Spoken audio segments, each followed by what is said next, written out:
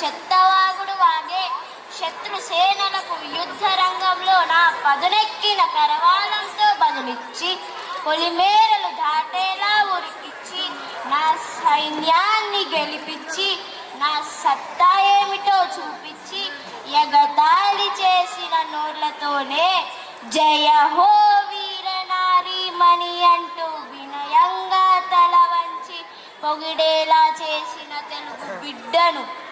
సువిశాల కాకతి సామ్రాజ్య చరిత్రలో ధృవతారగా వెలిగిన మహారాణిని, గణపతి దేవుని గారాల ముద్దు బిడ్డని, రాణి రుద్రమాదేవిని.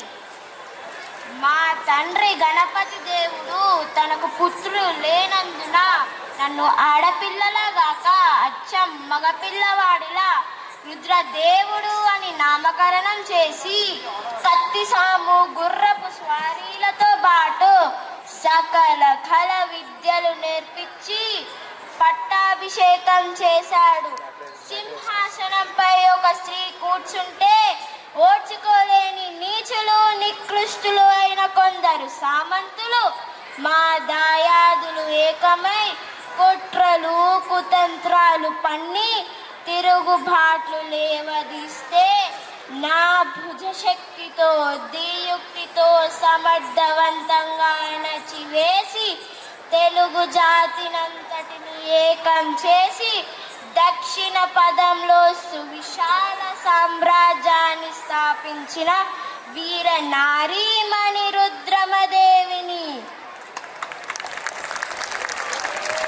మా ఓరుగల్లు రాజ్యంపై కన్నేసి 8 లక్షల మంది సైన్యంతో దాడి చేసిన దేవగిరి యాదవరాజు మహాదేవుణ్ణి వీరోచితంగా ఎదుర్కొని రణరంగంలో నిప్పులు కురిపించి శత్రువుల గుండెల్లో సింహస్వప్నమై నిలిచి తరిమి తరిమి కొట్టిన పాదాల వద్ద మోకరిల్లేలా చేసుకున్నాను నేను.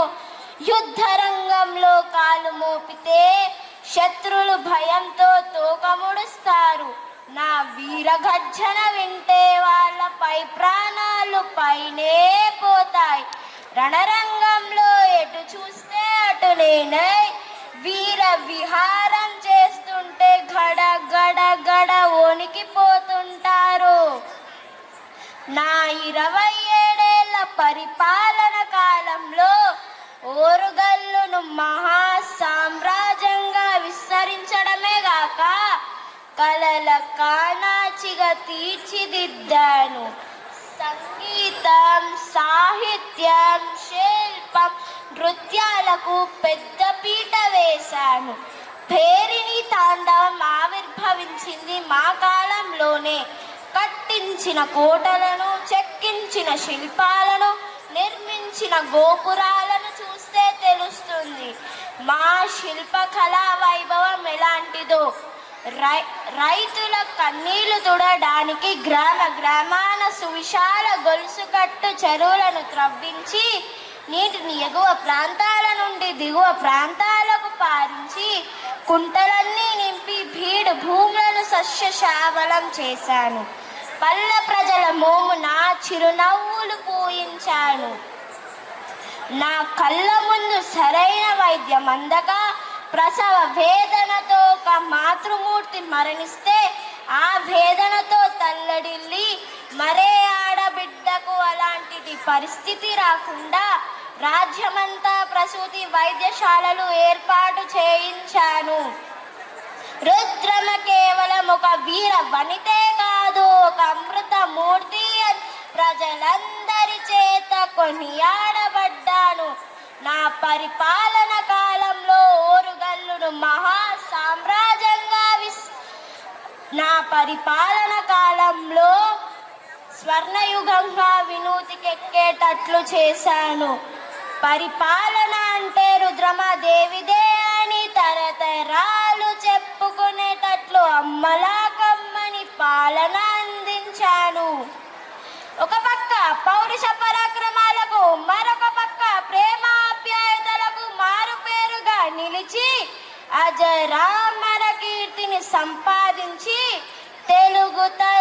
ముద్దు బిడ్డగా వెలిగొందాను. ఇంతటి ఘనకీర్తి పొందిన నాకు నా దేశంలోని ఆడవారిని చూస్తే ఎంతో గర్వంగా ఉంది. మరొక పక్క అంతే బాధగా కూడా ఉంది. ఆకాశాన్ని ఎగిరిన మగవాళ్ళు ఉన్నారు, అదే ఆకాశం వరకు తమ రోదలను వినిపించే మగవాళ్ళు కూడా ఉన్నారు. ఈ దేశ